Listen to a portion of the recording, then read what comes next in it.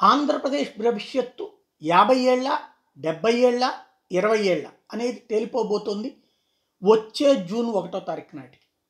రాజధాని అంశానికి సంబంధించి విభజన చట్టం ప్రకారం మనకి క్లోజ్ కాబోతోంది అతి త్వరలో. జూన్ 1 క్లోజ్ అయిపోతుంది విభజన చట్టం ప్రకారం మనకు ఉన్నటువంటి రాజధాని హైదరాబాద్ హక్కు. ఈ లోపుగా కనుక ఏది తేల్చుకోకపోతే జగన్మోహన్ రెడ్డి ఎటు తేల్చుకోవడానికి లేదు, కోర్టులో అడ్డాలు ఉన్నాయిగా.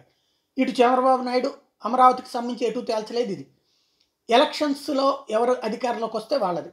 చంద్రబాబు నాయుడు అధికారంలోకి వస్తే అమరావతి అన్నటువంటి దాన్ని అర్జెంటుగా నోటిఫై చేపిస్తారు కేంద్రంతో.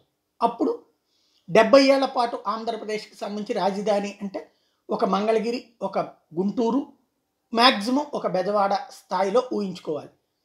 అద్భుతాలు జరిగిపోతాయని అతిగా ఊహించద్దు. జరిగేది అది 50-70 ఏళ్లలో రాజధాని. అదే జగన్మోహన్ రెడ్డి అధికారంలోకి వస్తే విశాఖపట్నాన్ని నోటిఫై చేపిస్తాడు. ఇప్పటికిప్పుడు చూసుకుంటే హైదరాబాద్, బెంగళూరు, చెన్నైలతో పోటీ పడుతుంది. కానీ 20-30 ఏళ్లలో వాటిని ఢీకొట్టగలిగిన స్థాయికి వెళ్తుంది. కానీ ప్రజలు ఎట్లాంటి తీర్పిస్తారు? 70 ఏళ్ళకి తీర్పిస్తారా, 20 ఏళ్ళకి తీర్పిస్తారా అనేటువంటిది ఒక్కటే ఆంధ్రప్రదేశ్ భవిష్యత్తుని నిర్ధారిస్తుంది. గతంలో రాష్ట్రం విడతీస్తారని తెలిసిన 2004లో కాంగ్రెస్ కోటేశారు. రాష్ట్రం విడతీస్తానికి ఒప్పుకుని ఏకంగా తీర్మానం చేసిన 2009లో తెలుగుదేశం పార్టీ ముందుకు వచ్చింది. అదే తెలుగుదేశం పార్టీ 2014లో అధికారంలోకి వచ్చింది.